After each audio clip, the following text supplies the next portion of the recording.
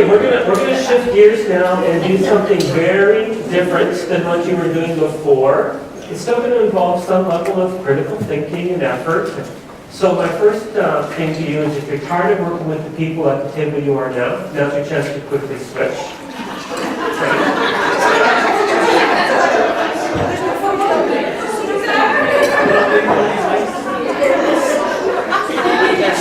Yeah.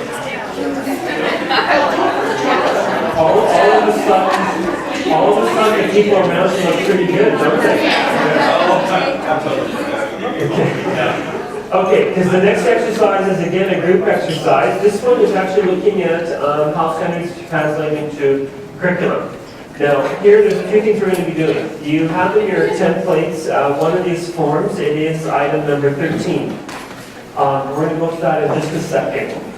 Now, I just wanted to illustrate to you one example. There are many we could have done. But I went to the website for the Canadian Agricultural and Human Resource Council, one of the national councils. This is right on their website. And I just wanted to use it as an example of how they describe to their industry at large, in a diagram, how standards are used for training purposes. So you could actually, in a way, borrow from this, and it's a very straightforward methodology. This is right off their website. You will have it in your deck. But they just talk about one, you set a standard. Then you start doing these other phases. And then you start on the development of the training tool. So the logic is there. Now I've got a little more detail with that to show you. It's actually a product that they produced. And just to give you a flavor for what's in there, when you get to, once the standard is done, they talked about how you develop learning tools. And you see they kept it reasonably simple. First thing is cross-reference your standards to your curricula. The next thing will be determine the need and type of learning tool. The next thing will be write the type of learning, and so on. Now it's very broad, but it's been very effective for them, because one of their main objectives around standards was to get improved curriculum out of the marketplace. And educators were saying, but how do we connect these two? They produced this very general guideline, and it has in fact been quite effective. So it goes through these 6 stages. The document doesn't contain a whole lot more than that, and yet it's been enough for many to get on with this. Okay? This is right off their website. It is available in both languages, of course, and it's downloadable PDF. So they actually have the 7 categories. What I'm going to do is kind of take you into the trenches a little bit, and we're going to work with item number 13, and with a support tool behind it is item number 14. Let me explain to you what this is and then what the task is. What you have here is an outline that is taken directly from the National Occupational Standards for Events Coordinator. For those that are interested, the idea of samples, I finally brought some today. I was avoiding them yesterday. I have lots of samples of standards, but I wasn't going to cart a whole bunch of them around. But I actually do have some of our own here. One of them itself is the Event Coordinator Standard you're now actually getting some sense of. Now, what this contains strictly is an outline of the major categories and related task areas. It is not getting into the level of detail contained in the standard, which goes much beyond this. Underneath this is a whole bunch of underpinning knowledge and skill requirements and context statements. It's very, very rich in depth of data. For that reason, I have printed just a small sample of that standard. You're going to be using in this exercise as well. I'll put them on the tables in a moment. But it gives you a flavor for the detail that underpins some of those. And it's only a sample, because we don't have a need for all this paper, and we don't have time to do the entire product standard review. What you have here, though, is a complete outline in the order, the same as the table of contents in the standards itself. And it basically gives you a quick overview of what is the role or defined role for an event coordinator in Canada. So, for example, major category is strategic planning, another one is project management, another one is risk management, and there's a few other pages. Within strategic planning, they're going to participate in this event planning, but they're going to demonstrate this. In project management, they're going to participate in this. They're going to coordinate that, and so on. Now, by the way, just out of interest, because some did ask, I also brought with me the event management standard, the international one. And for those that want to see what a coordinator versus a manager looks like in the same lineage, that's there for you, but what you'll notice that we decided on is that these categories are actually the same, but how it's performed, the level at which it's performed, and the context in which it's performed is different. So for those that are kind of curious with that, again, the samples are there, you can get a feel for that, okay? That's just a side note. What you're going to do though with this task as a group is think about this in terms of a curriculum question. You know, imagine yourself, you're an instructional designer or a trainer, or you've got to figure out what your work, like what the training plan is going to look like based on the standard. So to this side, in this column over here, there's a bunch of different data. One of these is called frequency. In our occupational standards, what we define for every one of the skill category areas is how frequent that skill is performed. There's a general scale. You will see there's a little key on the bottom of one of the pages. So when you see the letters in there, you know how frequent that skill is performed. Okay? Beside that, there's a category called importance. This group decided on a scale that defines the level of importance or criticality around every one of these major skill areas, and they've ranked it with a number. The number of scales 1 to 5, and again, 1 being low, 5 being high, and they've ranked them down. The third category there is time to gain proficiency. So how long does it take someone to become proficient or masterful at doing that skill in a normal work context? When we set these scales, people are first profiling what a new entrant looks like or someone new to the field, and they're making a comparison against what the standard says, and they're saying how long, under normal conditions, would it take someone to actually be able to perform that skill and have that knowledge proficiently.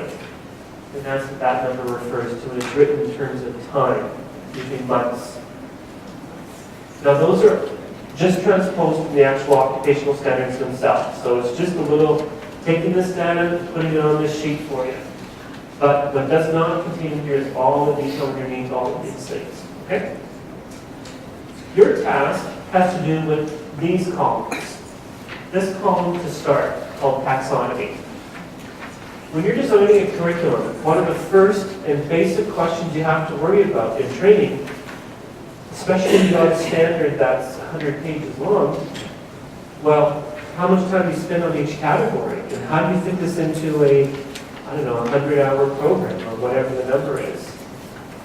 Where do you place emphasis? And if you're planning learning activities, what kind of learning activities do you actually organize with the things? A lot of that is rooted in this concern around taxonomy. So the supporting sheet number 14 is a bit of a guideline for you about this. Now, what taxonomy does is basically give you a sense of the complexity associated with the skills. So to put it simply, if you could imagine for a moment, when you read this, you're going to say, this is performed, if the skills performed very frequently, it's high risk, it takes a long time to become proficient with it, and it's got a complex taxonomy, then you know this is a very difficult skill area, and it's going to take more effort around training. It's going to be a complex training concern. This is very different than if this all ranks as very low. If it's rarely performed, if it's really considered not a very critical issue, like no one would die if it didn't happen, if it only takes a month for them to figure out how to do it well, and basically its complexity is low because they just have to know about it, well, in a training context, that might be literally a 5-minute discussion. The other one I described might be 2 days or a week of instruction. Might actually have to have other components underpinning it to get people ready to even get to that level. That's why the way where these essential skills are coming. So you need to make decisions when you're designing a curriculum. How are you going to weight all of this against the program so that people come out of it at the level defined by the standard? So this information helps you make those decisions. So your task as a group is to work with this guideline. It's a guideline that's based on Bloom's framework. You could adapt it. There's other frameworks like that. Bloom's is perhaps the most commonly used kind of methodology for taxonomy. And you're going to walk through all of these statements, and you're going to make a decision. Is it a taxonomy level 1, a 2, a 3, a 4, or a 5? And you're going to do that through a whole, at least one page. Choose any page you want, the 3 or 4 over there, and just try to start putting rankings in here. You can do this individually or as a group, but I think as a group it helps get a dynamic happening about thinking of it. Now, what you're going to notice when you're making these decisions about taxonomy is you're going to rely on how the standard is written. This is a very important note here. Choices around the verb, decisions around the context, all are what you need to know in order to determine the taxonomy. If you don't get this right in your standard, and you don't have some sense of the context, it really gives you a little to work with. This is about part of that specificity point. We knew we needed this to help inform training. If we didn't get to this level of detail, it wouldn't be applicable for training contexts. So these verbs that are here are not arbitrary. They're very, very carefully selected. The concept of participating rather than developing, for example, is very deliberate. So think about that when you're looking at the list. And there's some verbs and things to help you generally get a sense of where it is. Now, this is a bit of an art and science. It's never an absolute thing. You might end up with a bit of a range. You can say it's a 1 to a 2, or it's a 4, or it's more like a 4 than a 3, or whatever. It's not about having to be precisely accurate. You've got to make judgments, and you've got to get it right. Okay. So this is a typical process, by the way, that a normal instructional designer would do when they're given content, is they have to make these kinds of decisions. Now, once you've done this column, we're going to come back and talk about this area here, this concept of knowledge versus performance or abilities. So don't worry about that column for now. Is this making sense? Now, the one other thing I wanted to tell you is I do have this little sample. I extracted just from financial management a few of the skills. The reason I did that is because I want you to see, as an example, the kind of detail that underpins these statements. So I only did it for a small section. When you're doing this exercise I'm just describing, lots of people would prefer to have the real standard in hand and to actually review the sub-detail, because that's more rich with information and it helps you get your decision more easily. You can eyeball it with just this general category level, but you will see what difference it makes to have the detail. So I have copies of these. I will start putting them on tables so you have some references. It is specific to one particular section. Okay, just as a sampling of this. So what I thought we would do now is give you some 15 minutes. We'll see how it goes. Sometimes people get really bogged down in this. Sometimes they're quicker with it. But I want to bring you to the next step of how that then goes beyond just ranking things, okay? Make sense? So how about you start, and I'll start distributing this, and then we'll come back. Okay, what I was hoping out of that process is a few things. I want to get some feedback from you in just a moment here, and we're going to take this to the next stage as well. What I was hoping is that you get a little bit of a sense of what the contents of a standard could look like, and that is just one example. And you can also appreciate how important the level of detail and information and context is in any given standard. You're seeing one example of why that standard was produced, and that was to help inform training and curriculum. Now you could tell that the more information you had, the easier it was for you to make some judgment and decisions on that stuff. If you started with just the very broad categories, it left you with a lot of questions, a lot of uncertainty about what level of detail, or what you would make or do with that. But as you get into more detail, you actually get a much better picture, a clearer understanding of what the concern might be around education and training in that standard. So this is a message around why we did that level of specificity in those standards. Your standards may be different, it depends on your meaning in. Now this concept of context statements, what we supplied in this one are around frequency, importance, the time for proficiency. There are other kinds of context statements that are often embedded in standards. You're seeing this show up more and more. There's still some standards that include very little or no context statements. But the trend is towards defining more around the context of the job, not just the job. Sometimes specifically the context around the skills, not just the job. This is trying to define the context in both of those ideas, around the job and around the skill. Now, context matters. As you can quickly tell here, if the skills rarely performed, it gives you a very different sense about what you might do with it in a training situation or in an assessment situation. If it's very high risk versus low risk, you might worry about that in assessment if it's high risk. If it's low risk and it's nice to do, well, maybe it's not going to be that important to worry about. Because you can't do everything, you know? And a sample might be enough. So context helps. Another layer of context you often see in standards has to do with a context around the overall job. So most often in the standards document, you're going to have an opening statement to say something about the field of practice itself. Like around a demographic, around the profile overall of what they do, almost like a mission statement. You know, why does this role exist as a domain unto itself? What is their importance in their, you know, why do they exist? What is this sort of mission statement of that field? And it might give a general description because then it sets a context. And an example came up at this table, like with event coordinator, one of the things that's in our context statement up front says that they have to have a certain amount of autonomy in the role. And that's important to know because everything else cascades from the sense of them having a certain amount of autonomy. Other roles, they have no autonomy. And that does translate into why certain things are in the standards. So those kinds of things matter. If you're worrying about designing curriculum, you need to know that.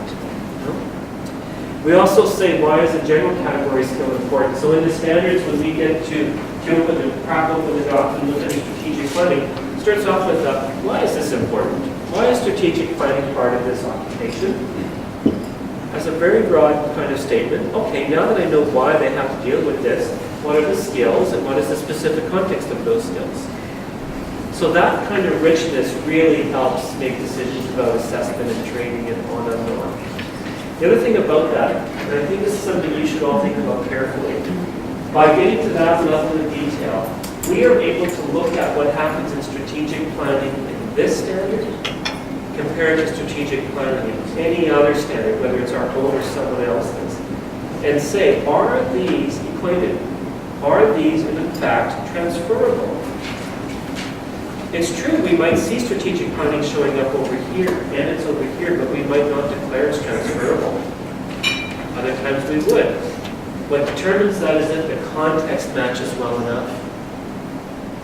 Because the way people perform these things is going to be unique. So if in risk management is an example of this, in some occupations, risk management in events, for a senior person, it trumps all other activities. There's huge risk management when you're large-scale events. With the coordinator, they need to follow pursuit of protocols, but they actually don't have responsibility for it in a way. So yeah, they both have risk management, and it sounds like they're kind of doing the same thing, but these are not equated and could not be. See? So we need to know that, and that's why context matters. Otherwise, you wouldn't necessarily know that. Now, from a curriculum design point of view, you're kind of in that, you were just in the headset for a moment of someone who has to design training or curriculum or instructional design, and you got some sense of what they had to look for to make decisions. And you were following what they would do. Now, they're more masterful maybe at designing some of these things, think more globally about it. But, and also on the flip side of this is, imagine yourself for a moment as project managers, someone else is designing your training for you and you get the sample in. So now you've got a piece of training built on your standard. How do you know if it's good? How do you know if it's meeting the needs you needed it to? How do you know if it's weighted correctly, like you spent enough time on strategic planning and not enough time on project management and way too much on risk management? How would you know? Lovely contractor, it looks good. Well, part of how you know is this kind of very analysis. Is you have to look at these indices and you have to make decisions. So when you get the whole complement done, what you're able to do, therefore, is make some decisions about the global aspects of it. Okay? So let's think about that for a minute. That's what these two columns are about. These can be done different ways as well. This is one example of how you might do this. But one of the prevailing attitudes is the real primary concern from a training point of view one of applied knowledge or skill? Like if I read that standard and I have to focus on whether I need to make sure they have the knowledge of it, whether they can actually do it, what is it? It's true, every single task needs some knowledge, there's no debate about that. But fundamentally, when it comes up to the outcome, what is it? They have to know it, and they have to do it. So there is where we face a kind of binary decision. Where would you put that task? Primarily as an issue of they have to know it, or primarily as an issue of they have to be able to perform it, or have to be able to do it. We acknowledge, even all of this requires underpinning knowledge. But in the end, where is the division? This matters because when you're designing training or assessment even, what are you assessing? That they know or they do? And standards do have to break down that way when you think of competency. You can't do everything. Okay? And when you get that summary done, then you can start making decisions about weighting. Because now you've got all this data. So then you can ask yourself, overall, there are 15 categories in this standard. If I had to make a decision, which one gets the highest priority? How do I start ranking the categories? Does this get more weight than that one? Does that get more weight than that one? Start putting percentages. I think this is worth 10. This is worth 50. This is worth 25. And you're weighing this out because of all this data information you have. It's not arbitrary. Because you know what needs to be taught, the complexity around it, the amount of content within it, the level of risk involved with it, etc. And you have to make decisions because you have constraints. Maybe your program can only be a week long. Maybe it's a whole semester. Maybe it's a weekend, as we say, wonder. Well, you have to make choices. So you need to weigh these things. And that all comes into that decision process. Bottom line, it all depends on how well the standard is done. If it's not explicit, if the verbs are not right, if you don't have context statements, then good luck. Because you'll have variable approaches to how that's managed. And you would have very little control as project people to determine whether the program is right. Make sense? So that's a glimpse at it, and it gives you a little bit of a feeling for why this kind of a standard is designed the way it is. So I'm hoping that kind of pulls a bit from yesterday's logic to some of today's example. Now,